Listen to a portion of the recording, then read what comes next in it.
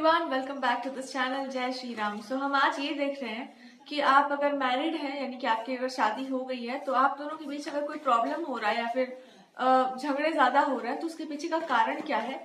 और ये this is going to be a pick a card reading. ऐसा तो हम सोचे नहीं थे, बट पिका कार्ड रीडिंग करने के लिए ही आ रहा है। तो जस्ट चूज वन कार्ड, एक कार्ड को चूज कर लीजिए, फिर हम आपकी रीडिंग को स्टार्ट करते हैं।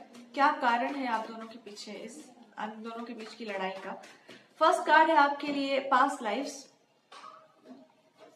सेकेंड कार्ड है आपके लिए एक्सपीरियंसिंग।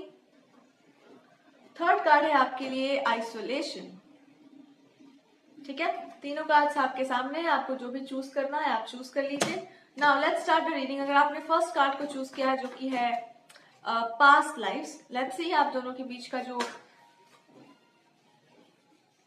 मनी का प्रॉब्लम हो सकता है। आपके घर में कोई मनी से रिलेटेड ही बातें होती हैं, या कुछ लोन या कुछ डिपॉजिट करने का कुछ बात हो जाता है, तो भी लड़ाइयां ज्यादा हो सकती हैं। ओके, एंड दोनों को ही नहीं पता कि वो लोग क्यों लड़ते हैं, बस आप लोग लड़ते हैं। What can be the guidance. जब लड़ाई हो ना तो दूर हो जाया करो, मतलब उस रूम से निकल जाया कीजिए, या फिर आप वहां से चले जाया कीजिए। आप वहां रह करके बहस करने का कोई मतलब नहीं बनता है, बिकॉज आप ये काम करते होंगे, यू डू इट। अगर सामने वाला ऊट पटांग कुछ कह रहा है तो आप भी उनके साथ मिल करके ये सब मतलब कह सकते हैं ये सब कुछ। तो आपसे कहा जा रहा है कि नहीं भैया, ये सब करने का कोई जरूरत नहीं, बिकॉज ऐसा कोई आउटकम आपको नहीं मिलेगा। वो जो सामने वाला इंसान है वो अपने पैटर्न से ही काम करेंगे, और आप बीच में जाकर के अपना दिमाग खराब करने का कोई जरूरत नहीं है। वो नहीं सुनने वाले हैं तो मत सुनाओ उनको, और आप बिन मतलब के वहां जाकर के अपना विद्वता का प्रदर्शन करने का कोई मतलब नहीं है, बिकॉज वो वैसे ही काम करेंगे जैसे उनको करना है, या कोई उनको गाइड करता है तो उस अकॉर्डिंगली काम करते हैं, या फिर जब तक वो ये नहीं समझेंगे कि आप उनको गाइड कर रहे हैं तो सही गाइडेंस दे रहे हैं, तब तक भी नहीं समझेंगे। और ऐस उनको ऐसा भी लग सकता है कि आप ज्यादा दुनिया को नहीं जानते हैं, तो आप ज्यादा नहीं समझ सकते हैं चीजों को, बट आप चाहते हैं बताना कि देखो ये सही है ये गलत है। तो आपके लिए सिंपल सी गाइडेंस है कि जहां पर बातों की कोई वैल्यू नहीं है, वहां पर झूठ मूठ का बोलने का क्या मतलब है। भले ही आप सही और गलत जानते हो, पर जब तक कोई आपसे पूछ नहीं रहा है आकर के व्हाट इज द पॉइंट, तो मत बोला कीजिए। एंड यू फील लाइक तो फिर तो कुछ गलत भी होगा, तब भी हम देखते रहें। तो इस सवाल का ये जवाब है कि अगर किसी के पास समझदारी होगी तो वो गलत काम नहीं करेंगे, और अगर कोई गलत काम करता है तो उसका दंड उसको भोगना पड़ेगा। सो आप इसमें कुछ नहीं कर सकते, that is what it is. तो ये आप समझ जाइए, छोटी सी बात है और ज्यादा कुछ समझाने के लिए है भी नहीं। Let's move to pile number 2। बहुत क्विक छोटी सी रीडिंग है एक्सपीरियंसिंग का। अगर आपने कार्ड चूज किया है, लेट्स सी आप दोनों के जो भी प्रॉब्लम्स हैं आपस में, उसका क्या सॉल्यूशन है। आई थिंक आपका ना द प्रॉब्लम इज कि आपके जो स्पाउस हैं वो आपको चेंज करना चाहते हैं, आपको थोड़ी सी दुनिया का वो साइड दिखाना चाहते हैं जो बहुत लविंग हैप्पी वैसा वाला है। और आपकी लाइफ में कुछ चीजें ऐसी हुई हैं पास्ट में, या कुछ ऐसी चीजों का भार आप लेकर के ढो रहे हैं जो बिल्कुल भी आपको नहीं लेकर ढोना चाहिए। तो ये सारा क्लैश का कारण बन सकता है।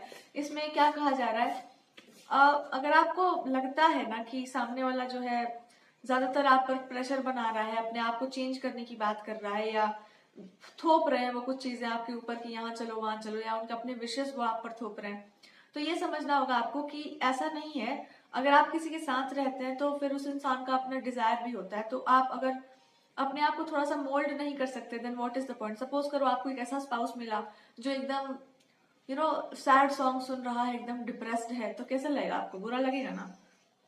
आप चाहेंगे कि उसको बाहर निकालें, थोड़ा सा दुनिया दिखाएं, थोड़ा अच्छा फील करवाएं। This is what you will want. तो अगर ऐसा सामने वाला कर रहा है तो क्या प्रॉब्लम है। अपने आप को अलाउ कीजिए कि आप इस डार्कनेस से, अंधकार से दूर निकल सके, और खुद को थोड़ा सा सच में चेंज करने का आपको जरूरत है। उस अप्रोच को चेंज करिए, उस मेंटालिटी को चेंज कीजिए। जो पीछे छूट गया है उसको छोड़ दो, बिल्कुल ही छोड़ के आओ। उसको जबरदस्ती खींच के लाने का जरूरत नहीं है, उसको प्रवाहित कर दीजिए अपने मन में। पुरानी चीजों को लेकर के उसकी गठरी बांध करके उसको गंगा जी में प्रवाहित कर दो अपने मन में। सपोज करो गंगा जी की धारा बह रही है और उसमें आप प्रवाहित कर दिए, वैसे ही प्रवाहित कर दीजिए, फिर आपकी लाइफ में कोई प्रॉब्लम नहीं होगा। आप पकड़ के बैठेंगे नहीं यही मेरा नेचर है, ऐसा कुछ नहीं होता है। इंसान का नेचर कभी भी बदल सकता है, वो अपने आप को चेंज करना चाहे तो। इसको जाने दो, क्यों आप पकड़ के भी क्यों बैठे हैं ऐसी चीजों को, जाने दीजिए, उसमें कोई प्रॉब्लम नहीं है। ठीक है, अगर आप फिर भी नहीं कर पा रहे हैं ऐसा कुछ भी, तो आई थिंक पाइल नंबर 1 भी आपसे रिलेट करेगा। तो कोई काम करो साथ में मिलकर, तब आपको ज्यादा अच्छा फील होगा। हाँ, कुछ काम कर लीजिए, कोलैबोरेट कर लीजिए उनके साथ, या कुछ चैनल वगैरह बना लो एक साथ मिलकर के, या खाना पीना आजकल खाते हैं लोग साथ में, तो ये सब कर लीजिए, घूमने फिरने चल जाओ एक साथ, do it. Pile number 3, let's see आपके क्लैश का या लड़ाई झगड़े का कारण क्या है, आपको क्या करना चाहिए। मोस्टली कारण तो सबको पता ही रहता है, क्या करना चाहिए आपको। आपके फ्रेंड्स उनको पसंद नहीं, उनके फ्रेंड्स आपको पसंद नहीं है, तो ऐसे कैसे चलेगा फिर। आप बहुत ज्यादा एजुकेशन की बात करते होंगे या बहुत आध्यात्मिक, बहुत ऊपर ऊपर की बातें करते होंगे जो एकदम दिमाग के पार जाती हैं। आपके स्पाउस को नहीं चाहिए ये सब, दे डोंट वांट ज्ञान, they just want their simple wife. उनको वाइफ मटेरियल भैया लड़की चाहिए जो आउट गोइंग हो, बाहर घूम सकती हो, जा सकती हो। आपको या तो एजुकेशन में इंटरेस्ट होगा, यानी कि पढ़ाई लिखाई में, या फिर बहुत आध्यात्मिक होंगे आप, या फिर बहुत ही अलग दुनिया में आपका ध्यान है और आपके स्पाउस को शायद ये पसंद नहीं आता, या फिर दे जस्ट डोंट कनेक्ट। की क्या जरूरत है इतना ज्यादा ऊपर जाने का, जरूरत क्या है।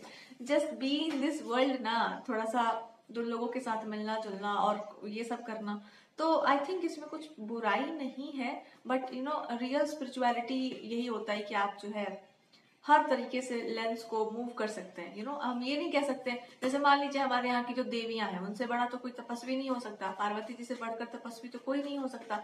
तो देखो वो मदर भी है ना, वो एक पत्नी भी है, तो ऑब्वियसली अगर आप लड़की हैं तो आपके अंदर, जैसे सीता जी थी, तो हम लोग को जहां तक पता है लाइफ का प्रॉब्लम भी था, स्ट्रगल भी था, बट स्टिल वो देवी तो थी। So this is how it goes. आप एक ही चीज पर चिपक कर नहीं बैठ सकते हैं।